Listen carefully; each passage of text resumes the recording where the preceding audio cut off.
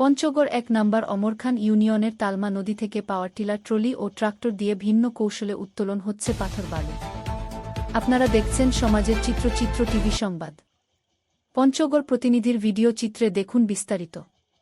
পঞ্চগড়ে কর্তৃপক্ষের চোখ ফাঁকি দিয়ে একদল অসাধু ব্যক্তি দিনে দুপুরে অমরখানা দক্ষিণ তালমা নদী থেকে পাওয়ার ট্রলি ও ট্রাক্টর দিয়ে উত্তোলন করে যাচ্ছে মূল্যবান সরকারি খনিজ সম্পদ পাথর বালু। সরেজমিনে গিয়ে সরাসরি চোখে পড়ে এই অবৈধ কারবারির দৃশ্য। জানা যায় ইউনিয়নের জলিল, রুবেল, মোকলেছ গং মিলে প্রায় ৩০ থেকে ৪০ জন ব্যক্তি পাওয়ার ট্রলি ও ট্রাক্টর দিয়ে ৩০ ফিট গভীর থেকে পাথর উত্তোলন করে যাচ্ছে, যার কারণে একদিকে যেমন নদী হারাচ্ছে তার নব্যতা, অন্যদিকে ক্ষতি সাধনের শিকার হচ্ছেন নদী পাড়ের কৃষকেরা। এভাবে পাথর উত্তোলনের কারণে বর্ষা মৌসুমে জমি ভেঙে নদীতে বিলীন হয়ে যাচ্ছে এমন অভিযোগ করেন নদীর পাড়ের বাসিন্দারা।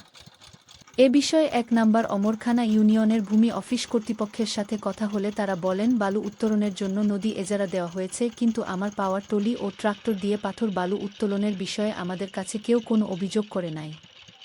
তবে এই অবৈধ পন্থায় যদি কেউ পাথর বালু উত্তোলন করে তাহলে অবশ্যই তাদের বিরুদ্ধে আইনি ব্যবস্থা গ্রহণ করা হবে। কিন্তু ভাববার বিষয়, মাসের পর মাস এভাবে বালু পাথর উত্তোলন করেই যাচ্ছে, কর্তৃপক্ষের নেই কোনো পদক্ষেপ। এ যেন শুভঙ্করের ফাঁকি।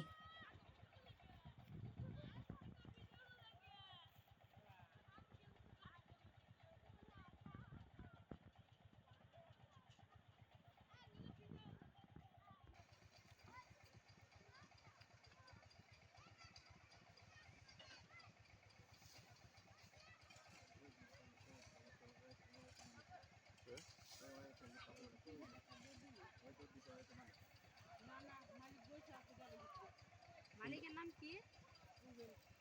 রুবেল। বাসা কোথায়?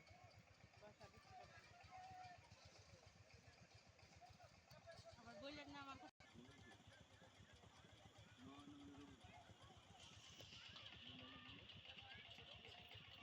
মালিক তো আমরা মালিক না।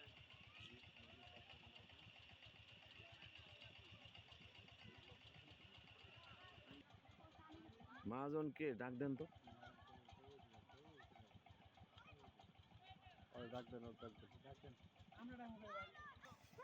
কোন টিভি?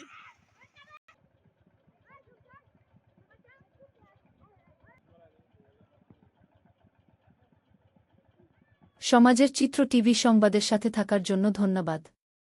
সবার আগে আপনার এলাকার সংবাদ পেতে আমাদের চ্যানেলটিকে সাবস্ক্রাইব, লাইক, ফলো দিয়ে সাথে থাকুন।